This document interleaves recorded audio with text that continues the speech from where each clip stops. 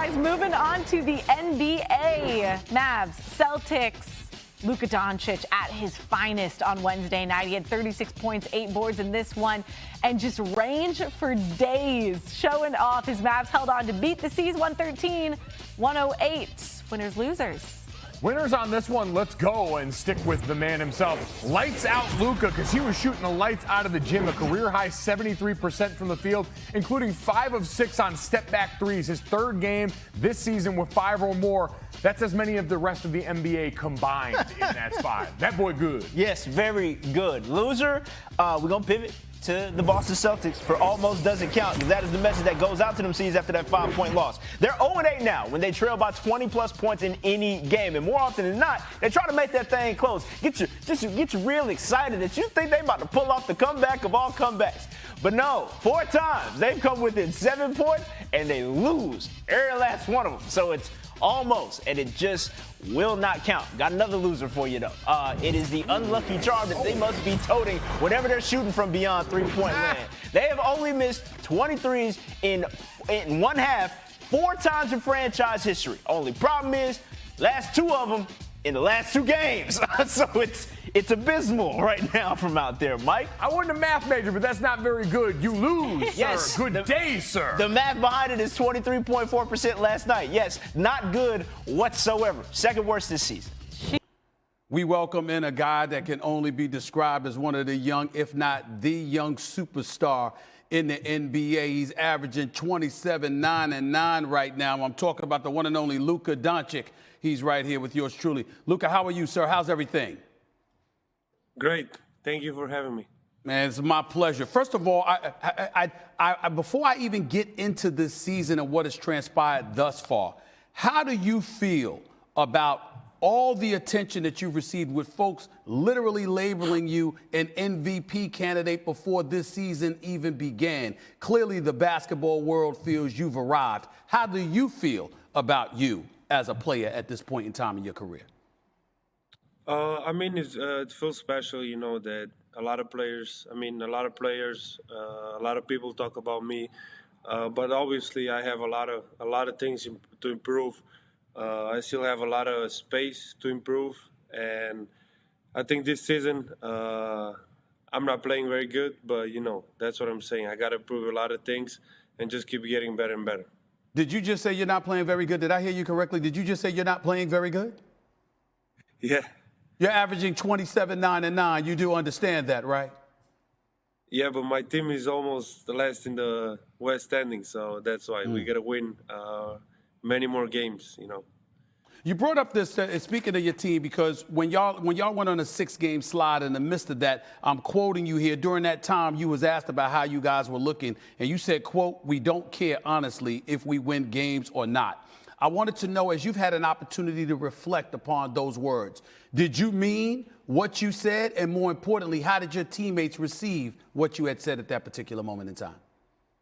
I think I said, we look like we don't care if we win or not. But obviously, now we're way better. You know, we keep getting better and better. The thing was, we stuck together when it was hard. You know, we were having a really hard time. You know, six losses in a row, it's really hard. But that's the time we got to stick together and be positive, and that's what we did. And we're just going to go up from here.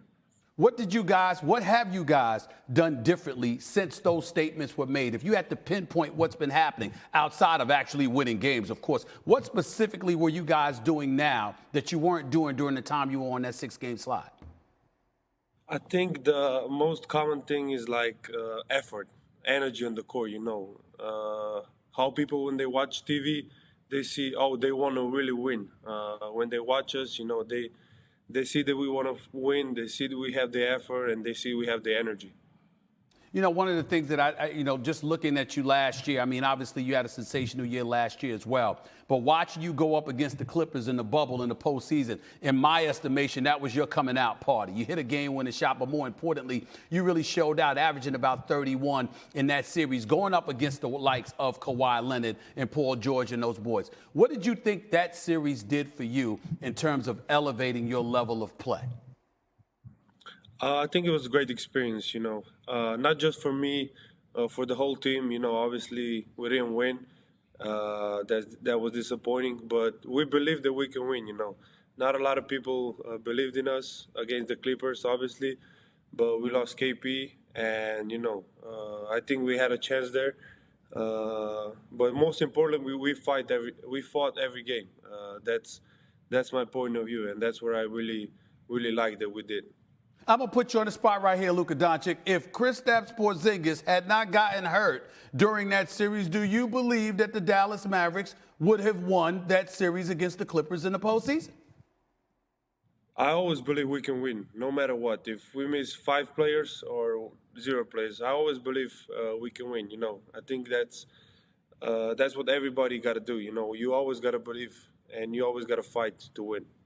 When you talk to a lot of coaches throughout this league and they're talking about their particular team or their particular players, a lot of them don't place such an emphasis on three-point shooting. They talk about playing the right way, playing together, distributing the basketball, just playing good basketball, getting good shots. But I think that three-point shooting is incredibly important. I'm looking at you guys right now. If there's one impediment to your game, to Kristaps Porzingis' game at this particular moment in time, even though I know he normally can hit threes, you're shooting about 31% from three-point range. He's shooting about 33% from three-point range. How concerned are you both about that needing to improve in order to take the Dallas Mavericks to where you want y'all to go? Yeah, it's really important. I think especially me, my three-point shots was just, this year is just, how can I say, terrible. All right. Terrible. But, you got to keep working on it. You got to trust your shot. It's work ethic. You just got to work on it. And if you trust it, I know it's going to come. You and Kristaps Porzingis, how much do you believe in you two as the cornerstone of this franchise? Together, we look at y'all, and we've got big expectations for y'all. How do y'all feel about the expectations? Do you feel they're justified? Do you feel that you two can carry the Dallas Mavericks to the promised land someday? Yeah, I think I believe that. I think the whole Dallas organizations believe that, and that's the important thing. They believe in us. We're still really young, and we have a lot to learn. You learn every day in this league. You just playing against great guys. Great players. You learn every day, and that's gonna just keep improving for us. What do you feel about folks looking at you and saying you're complaining a bit too much, your body language is bad, you're whining a little bit? What do you say to that? I think some of it is true, because especially this year. But I think last couple of games I've been getting better and better. I gotta stop this. I know it's not right. But I think more than whining is just wanting to win. We were in a bad spot, like I said, for 6 losses in a row, and that just makes you do things you don't want to do. And I know I did a lot of things wrong, and I got to learn from this. I'm still young, and I can learn from this. You do know that when you complain to the referees, you have something in common with Mark Cuban when it comes to that, right? Y'all are kindred spirits with that, right? You know that, right? Yeah. All right, you don't mind that at all. I'm just checking. You don't mind that at all, because Mark Cuban's not going to complain about you complaining about the referees. You don't understand that. You understand that, right? Yes. Yeah. Okay.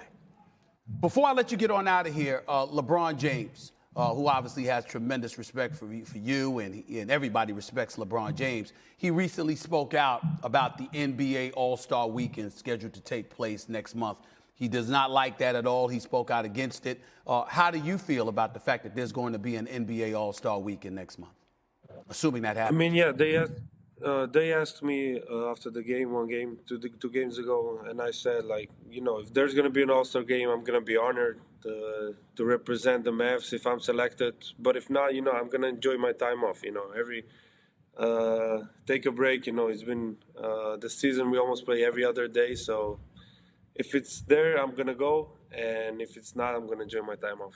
How have you felt about this season, considering COVID-19, the coronavirus pandemic, and how it's inconvenienced the players? A lot of players have spoken out against it, I believe rightfully so. It's been a real struggle for a lot of you guys. Tremendous props to y'all for handling it the way that y'all have handled it. But how do you feel how tough this season has been for you guys? Could you put that in perspective?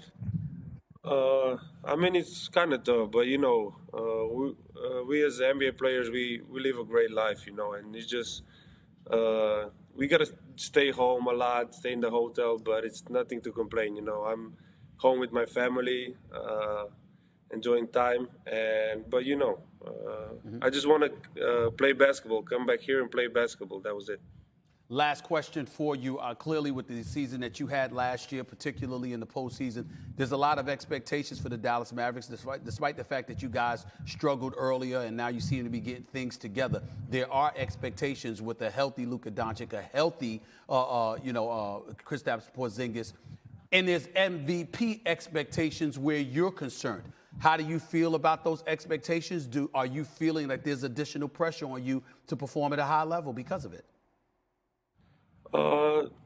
As a pressure, you know, I had pressure since I was a kid, you know, playing in Madrid and that stuff. Honestly, I don't believe I should be in MVP conversation this year. You know, why not? I just want to get in the play because, like, we're where we are, 14, 13 seed. Yes. So that's why. I hope we just gotta play the right way now. You know, get into playoffs, and that's our key this year, you know, get in the playoffs and show what we can do in the postseason. Where do you feel you should be as a team if you are to warrant MVP expectations? Do you feel you should have the best record or a top 2 record in your conference in order to be in the MVP conversation? What is your criteria for being an MVP candidate?